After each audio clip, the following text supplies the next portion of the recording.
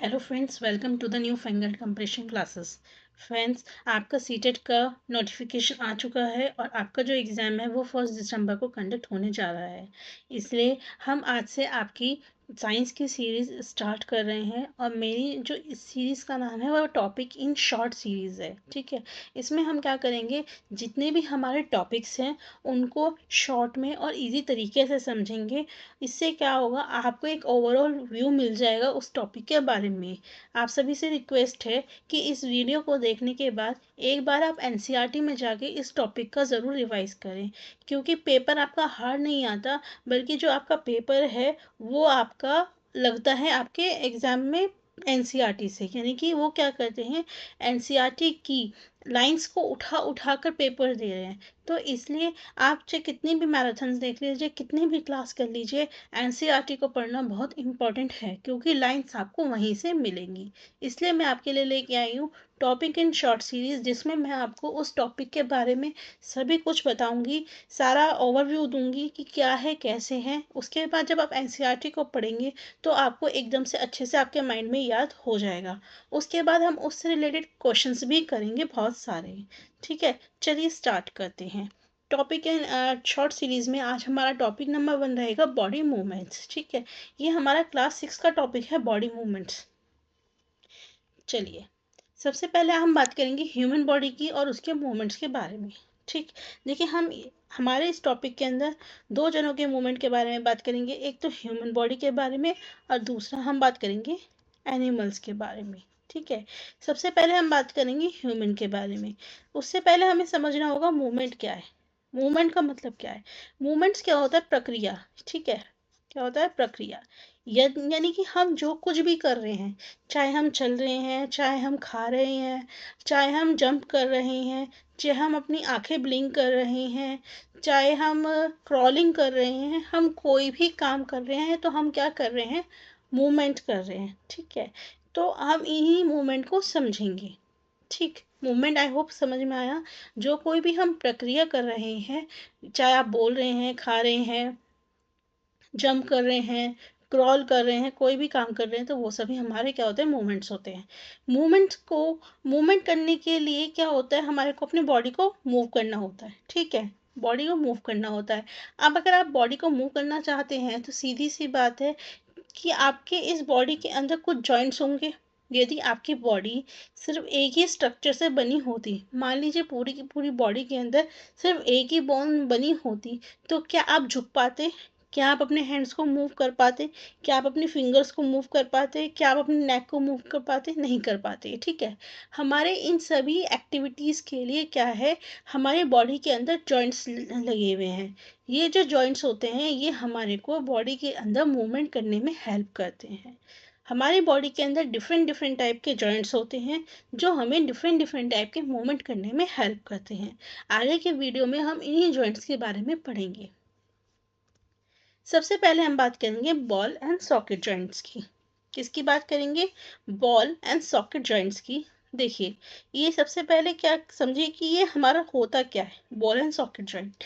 इसको एक तरीके से समझिए कि ये हमारी एक बॉल है। ठीक है, और ये हमारा क्या, एक सिलेंड्रिकल ट्यूब है, और ये हमारा एक बाउल है। ठीक है, ये क्या है, हमारा एक बाउल है। ये हमने एक बॉल ली और ये हमारी क्या है, सिलेंड्रिकल ट्यूब है। ठीक है, अब ये सिलेंड्रिकल ट्यूब है। अब जब हम इसको इस पे पेस्ट करेंगे और जिस तरीके से हमारा ये बॉल इस बाउल के अंदर मूव कर सकता है, ठीक है, उसी को हम बोलते हैं बॉल एंड सॉकेट जॉइंट्स। जिस तरीके से बॉल, और यहाँ पे इसने किसका काम करा, एक सॉकेट का काम करा, इसलिए बॉल एंड सॉकेट जॉइंट्स बोलते हैं। इससे हमारे को क्या मदद मिलती है? इस जॉइंट की मदद से हम क्या कर सकते हैं, हम बैकवर्ड यानी कि हम अपने हाथों को, शोल्डर्स को पीछे ले जा सकते हैं, आगे ले जा सकते हैं, साइड में ले जा सकते हैं और रोटेट कर सकते हैं। ठीक है, इस तरह के जो जॉइंट्स हैं सिर्फ हमारे दो जगह पे होते हैं, बच्चों याद रखिएगा। बॉल एंड सॉकेट जॉइंट्स हमारे दो जगह पे होते हैं। एक तो आपके हिप जॉइंट पे, ठीक है, और दूसरा शोल्डर जॉइंट्स पे। तभी तो आप हिप जॉइंट पे आपके बॉल एंड सॉकेट जॉइंट्स होते हैं, तभी तो आप आगे झुक भी पाते हैं, पीछे भी हो पाते हैं, साइड भी हो पाते हैं और रोटेट भी कर पाते हैं। उसी तरीके से आपका शोल्डर आगे भी जा सकता है, पीछे भी, साइड भी और रोटेट भी। ठीक है, इसे याद रखिएगा। बॉल एंड सॉकेट जॉइंट्स हमारे दो जगह होते हैं, hip joint and shoulder joints. Next हम बात करेंगे पाइवोटल जॉइंट्स की। किसकी? पाइवोटल जॉइंट्स की। अब ये पाइवोटल जॉइंट्स होता क्या है? ठीक है, पाइवोटल जॉइंट्स में क्या होता है, आप एक बात समझिए। ये हमारा पाइवोटल जॉइंट्स है, इसमें क्या है हमारा कि आपका एक यहाँ पे क्या है, एक बोन के ऊपर दूसरी जो बोन होती है वो मूव करती है। ठीक है, इसमें क्या होता है इस बोन के अंदर कि एक बोन दूसरी बोन पे या लिगामेंट पे वो क्या करती है, रोटेट करती है। ठीक है, इसमें क्या है, जैसे ये एक वर्टिब्रेट है, ये एक वर्टिब्रेट है। ठीक है, तो अब ये वाला वर्टिब्रेट इस वाले वर्टिब्रेट पे, या हम कह सकते हैं बोन पे क्या करता है, मूव करता है। ठीक, इसकी वजह से हम क्या करते हैं कि हमारा जो हेड है वो साइड में, ठीक है, आगे पीछे और साइड में आपका मूव कर सकता है। लेकिन क्या है, इस जॉइंट की वजह से हमारे को जो मूवमेंट मिलती है वो लिमिटेड मिलती है। यानी कि आप बहुत ज़्यादा नहीं रोटेट कर सकते, बट आप रोटेट कर सकते हैं। ठीक है, तो वो मोमेंट जिसमें हमारा एक बोन दूसरे बोन के ऊपर रोटेट करता है उसको हम बोलते हैं पाइवोटल जॉइंट। और ये पाइवोटल जॉइंट सिर्फ और सिर्फ आपको कहाँ मिलता है, आपके हेड में देखने के लिए मिलता है, हेड में होता है। और इसी की वजह से आप क्या करते हैं, अपना जो हेड है उसको टर्न कर पाते हैं। नेक्स्ट जॉइंट की हम बात करेंगे। नेक्स्ट जॉइंट है हमारा हिंज जॉइंट। कौन सा जॉइंट है? Hinge joint. ठीक है, हिंज जॉइंट के अंदर हमारा देखिए क्या होता है, हमारी जो बॉडी है वो सिर्फ इस फ्लैप की तरह आगे पीछे, आगे पीछे, सिर्फ एक ही तरह का मूवमेंट करती है, आगे पीछे, आगे पीछे। ठीक है, जैसे आपने ये फ्लैप आप बंद कर सकते हैं फिर खोल सकते हैं। ठीक है, इसी तरह का जो जॉइंट होता है इसे हिंज जॉइंट करते हैं। जैसे कि आपने गेट में देखा होगा, हमारे जो गेट होते हैं हम उसे गेट को आगे पीछे खोल और बंद कर सकते हैं। उसमें जो जॉइंट होता है वो हमारा हिंज जॉइंट होता है। हमारी बॉडी के अंदर यह जॉइंट हमें कहाँ कहाँ देखने में मिलता है? फिंगर, नीस, एल्बोज, टोज, सभी जगह पे हमें क्या मिलता है? हिंज जॉइंट देखने को मिलता है।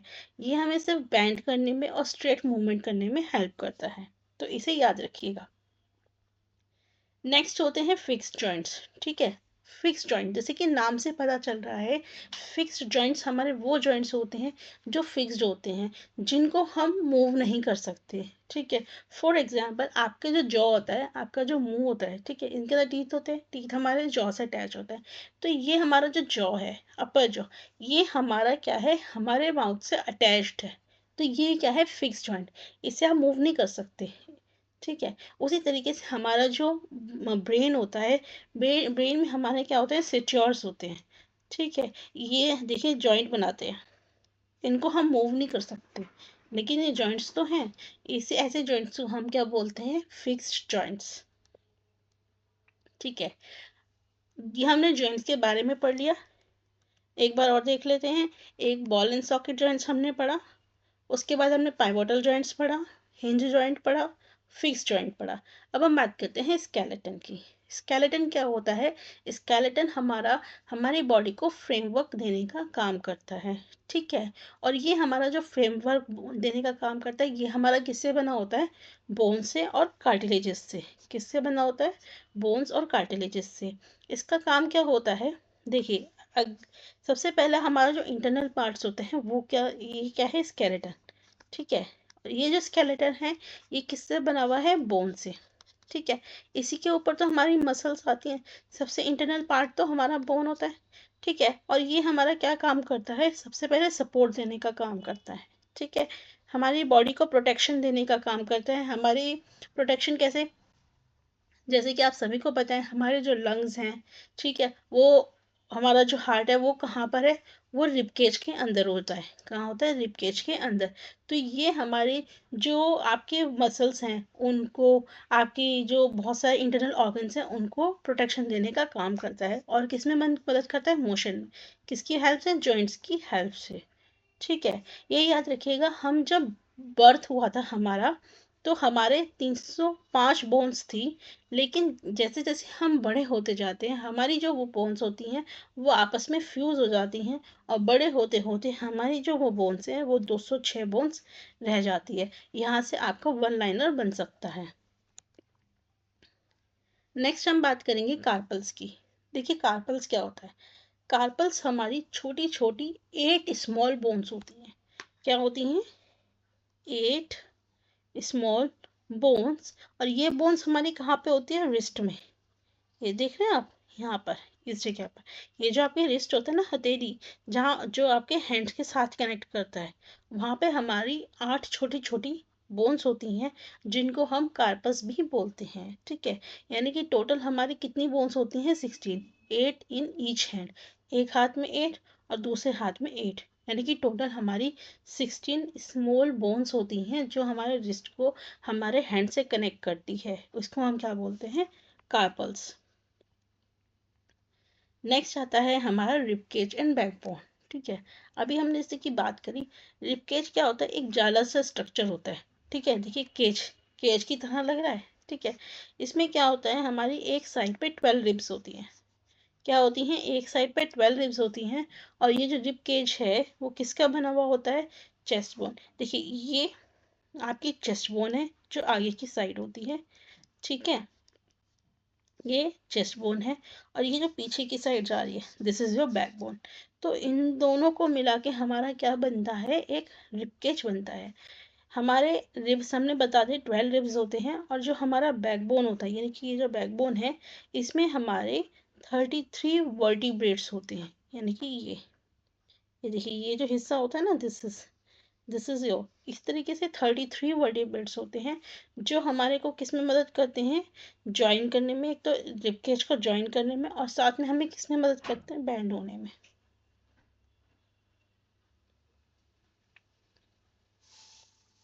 नेक्स्ट हमारा है शोल्डर बोन और पेल्विक बोन। ठीक है, और कार्टिलेज। अब इन तीनों को समझेंगे। देखिए सबसे पहले कार्टिलेज। कार्टिलेज क्या होती है? कार्टिलेज हमारी वो पार्ट होता है जहाँ पे हमारी कोई हार्ड बोन नहीं होती, जैसे कि हमारे ईयर्स। ठीक है, हम आप ईयर्स को देखोगे आपको इसके अंदर कोई बोन नहीं मिलेगी। ठीक है, तो इसी को हम क्या बोलते हैं? कार्टिलेज। नेक्स्ट होता है शोल्डर बोन। शोल्डर बोन्स में क्या होता है? आप देखेंगे कि जब आप अपने दोनों हाथों को किसी वॉल के ऊपर प्रेस करते हैं, ठीक है, तो आपके जो शोल्डर होता है ये वाला हिस्सा, ठीक है, ये थोड़ा बल्ज हो जाता है, यानी कि उभर जाता है। इसी को हम बोलते हैं शोल्डर बोन। ठीक। नेक्स्ट होता है पेल्विक बोन। पेल्विक बोन हमारी वो बोन होती है जो हमारे को बैठने में मदद करती है। ठीक है, हमारे इस हिस्से में ये कौन सी बोन होती है? ये पेल्विक बोन होती है। इसी की मदद से हम उठ पाते हैं, बैठ पाते हैं। ठीक है,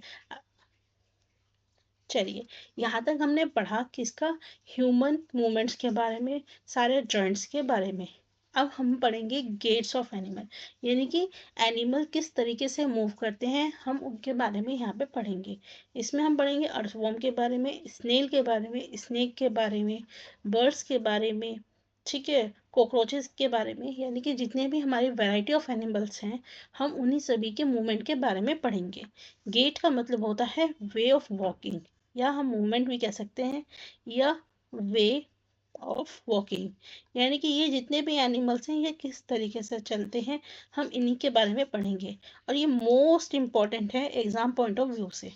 ठीक, एग्जाम में यहाँ से ज़रूर आता है क्वेश्चन। चलिए स्टार्ट करते हैं।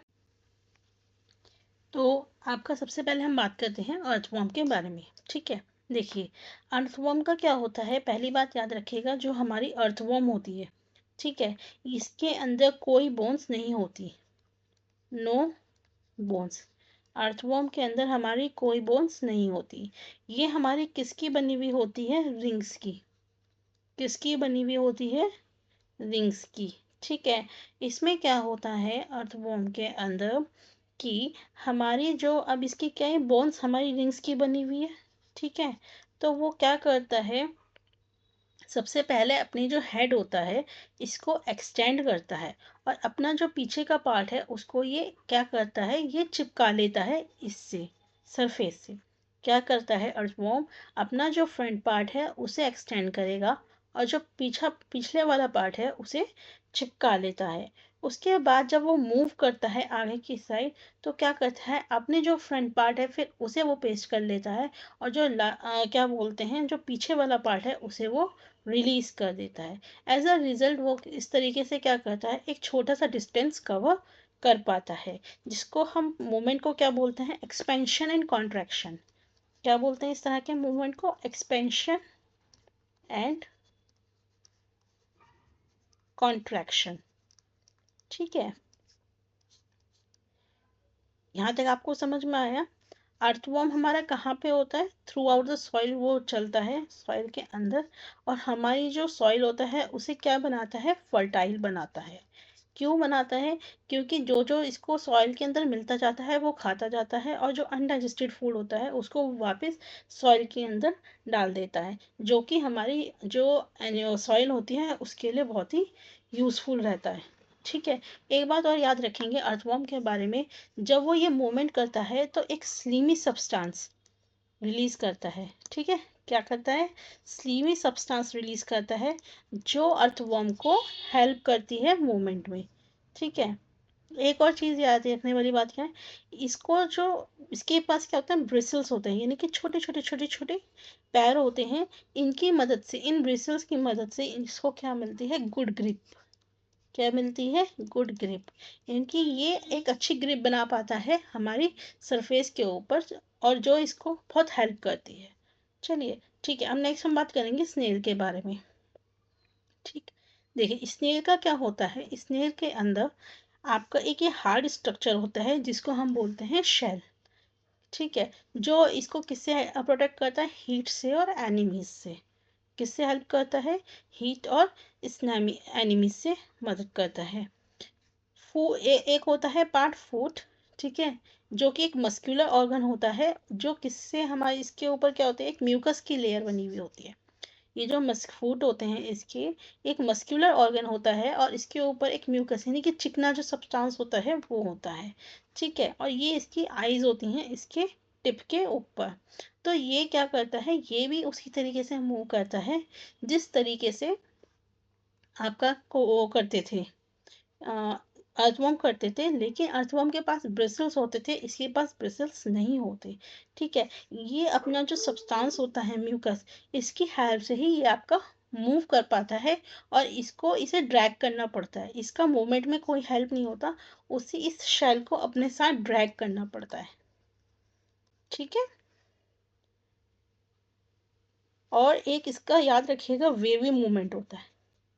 कैसा मूवमेंट होता है, वेवी मूवमेंट, यानी कि वेव्स की तरह जब ये चलता है। अगर मान लीजिए आपने एक यहाँ पे क्या करा है, एक ट्रांसपेरेंट वो लिया है ग्लास, और आप इसको जैसे टिल्ट करोगे तो ये इस तरीके से वेव करने लगता है।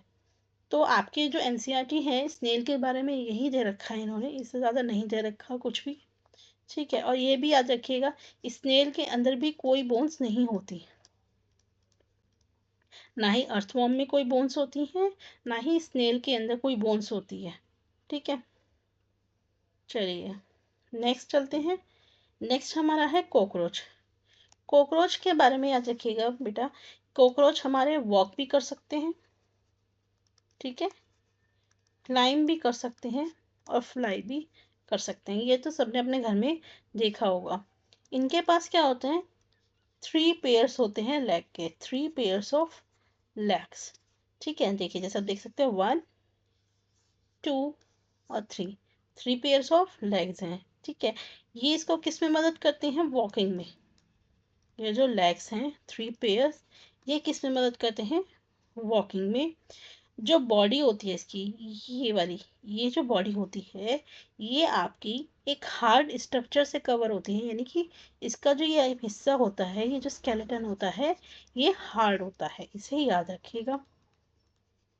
ठीक, और ये जो आपका स्ट्रक्चर है, जो स्केलेटन है, ये हमारा किसका बना हुआ होता है, बहुत सारी प्लेट्स का। किसका बना हुआ होता है, बहुत सारी प्लेट्स का, जो कि क्या करते हैं, एक साथ जुड़ने के बाद इसको मूवमेंट प्रोवाइड करता है, यानी कि ये मूवमेंट कर पाता है जब ये आपस में जुड़ती हैं। ठीक है, इसके बाद 2 पेयर्स ऑफ विंग होते हैं, जो अटैच होते हैं किसके, कॉकरोच की बॉडी पे, बिहाइंड द हेड, हेड के आगे। ठीक है, और याद रखिएगा, ये मैं लिख देती हूँ यहाँ पे, 2 pairs of wings behind the head। ठीक है, इनकी वजह से ये क्या कर पाता है, फ्लाई।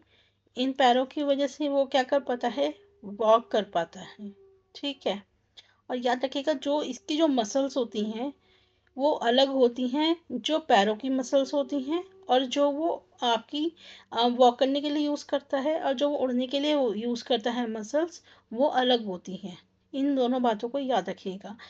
ठीक है, जो मसल्स वो पैरों के लिए चलने के लिए यूज़ करता है वो अलग होंगी, और जो मसल्स वो उड़ने के लिए यूज़ करता है वो उसकी अलग होती हैं। और जो बॉडी मसल्स होती हैं वो मूव करती हैं विंग को जब कॉकरोच फ्लाई करता है। ठीक है, चलिए नेक्स्ट बात करेंगे बर्ड्स। बर्ड्स के बारे में ज़्यादा नहीं है। देखिए, बर्ड्स सभी को पता है, जो हमारी बर्ड्स होती हैं वो फ्लाई भी कर सकती हैं, और वॉक भी कर सकती हैं, स्विम भी कर सकती हैं। ठीक है, अब वॉक और स्विम तो सबको समझ में आता है। फ्लाई किस वजह से करती हैं, फ्लाई इसलिए करती हैं क्योंकि उनका जो बॉडी होता है वो इसी तरीके से बनाया गया होता है। अब इनकी बॉडी में ऐसा क्या होता है, इस इनके जो बोन्स होते हैं, ये जो हड्डियां होती हैं, ये कैसी होती हैं, होलो, खोखली, एंड लाइट, हल्की। ठीक है, यानी कि बहुत हल्की होती हैं, खोखली होती हैं। ठीक है, जो इनके हिंड लिम्स होते हैं उनका यूज़ किया जाता है वॉकिंग और पर्चिंग के लिए। याद रखिएगा, हिंड लिम्स ये किसके लिए हम यूज़ करते हैं, वॉकिंग, चलने के लिए, एंड पर्चिंग,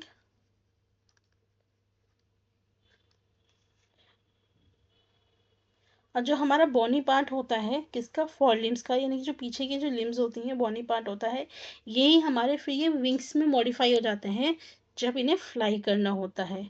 ठीक है, इनकी जो शोल्डर बोन्स होती हैं, ये इनकी शोल्डर बोन्स होती हैं, ये बहुत स्ट्रांग होती हैं, और इसी की वजह से ये क्या कर पाते हैं, अपनी जो बर्ड्स हैं, अपनी जो विंग्स हैं, उसे अप एंड डाउन मूव कर पाते हैं। यदि वो स्ट्रांग नहीं होंगी तो क्या वो मूव कर पाएंगी अप एंड डाउन अपने विंग्स को, नहीं कर पाएंगे। इसलिए याद रखिएगा, इनके जो शोल्डर बोन्स होते हैं बहुत स्ट्रांग होते हैं, शोल्डर बोन्स आर स्ट्रांग। ठीक है, तो बर्ड्स के बारे में यही आपके एनसीईआरटी के अंदर दे रखा है। नेक्स्ट हम बात करेंगे फिश की। ठीक है, याद रखिएगा बेटा, जो फिश होती हैं उसमें क्या होता है, इसमें जो हेड होता है और जो टेल होती है, ठीक है, ये स्मॉलर होती है किसकी कंपैरिजन में, आपकी जो बॉडी होती है फिश की। और जो बॉडी शेप होता है फिश का वो कैसा होता है, स्ट्रीमलाइंड। कैसा होता है, स्ट्रीमलाइंड। ठीक है, सबसे पहली बात, ये जो शेप होती है फिश की, ये क्या करती है, ये फिश को इजीली मूवमेंट में हेल्प करती है पानी के अंदर। यानी कि ये जो शिप फिश है, इसकी इस बॉडी की स्ट्रक्चर की वजह से ही ये बहुत इजीली क्या कर पाती है, पानी में मूव कर पाती है। ठीक है, उसके बाद हमारी जो फिश होती है उसके अंदर क्या होते हैं, हमारे स्ट्रॉन्ग मसल्स होते हैं। क्या होते हैं, स्ट्रॉन्ग मसल्स होते हैं, और स्विमिंग के दौरान क्या करते हैं, मसल्स में एकदम, अब देखिए याद रखिएगा यहाँ पे क्या है, फिश आपके स्ट्रॉन्ग मसल्स हैं, इन्हीं मसल्स की वजह से क्या करता है, जब फिश मूव करती है तो वो कुछ इस तरीके से मूव करती है। ठीक है, यानी कि वो एक पार्ट को क्या करती है, कर्व बनाती है। यानी कि सबसे पहले वो ऐसे जाएगी, फिर इस तरीके से, इसी कर्व की वजह से वो क्या करती है, बॉडी उसकी मूव कर पाती है। ठीक, और क्या जर्क, और ये मूवमेंट करने के लिए वो क्या करती है, जर्क देती है अपनी बॉडी को, एंड पुश। ये उसका तरीका है मूवमेंट करने का, जर्क एंड पुशेस। जैसे एक झटके से वो ऐसे हो जाएगी, फिर एक झटके से ऐसे हो जाएगी, और उसके बाद उसकी जो पीछे वाला पार्ट है वो रिलीज हो जाएगा। ठीक है।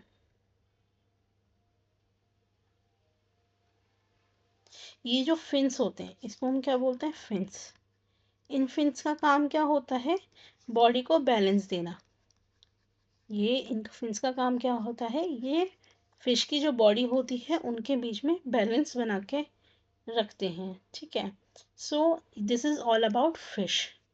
नेक्स्ट हम बात करेंगे किसकी, स्नेक की।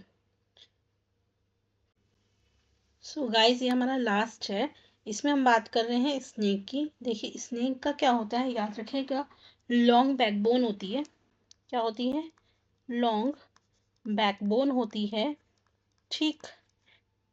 थिन मसल्स होती हैं जो एक दूसरे से कनेक्टेड रहती हैं, भले ही वो दूरी दूरी से कनेक्ट रहती हैं, ठीक है। हमारी क्या होती हैं, जो मसल्स होती हैं वो किससे कनेक्ट होती हैं, बैकबोन से, रिब्स रिब्स से और स्किन से, इन तीनों से ये कनेक्टेड रहती हैं। अब हम मूवमेंट की बात करते हैं, तो इसमें क्या होता है, जो स्नेक है वो क्या करता है, अपनी बॉडी को इस तरीके से बहुत ज़्यादा कर्व कर लेता है, ठीक है। इस तरीके से आपने देखा होगा, इस तरीके से बहुत ज़्यादा कर्व कर लेता है, और इसी कर्वी मूवमेंट की वजह से वो क्या कर पाता है, मूवमेंट कर पाता है। यानी कि इसके जो लूप्स होते हैं, इसमें हम यूज़ करते हैं वर्ड लूप्स। ये जो लूप्स ये बनाता है, इसी लूप्स की वजह से उसे क्या करता है, एक आगे की तरफ पुश मिलता है, जिसकी वजह से वो चल पाता है। और एक बात हमेशा याद रखिएगा, स्नेक कभी भी स्ट्रेट लाइन में नहीं चलता, स्ट्रेट लाइन में नहीं चलता, वो हमेशा लूप्स बनाकर ही चलता है, ठीक है। चलिए आपका ये जो चैप्टर था, टॉपिक था, ये ख़त्म हो गया है। मिलेंगे नेक्स्ट टॉपिक के साथ, नेक्स्ट वीडियो के साथ। Thank you. मिलेंगे।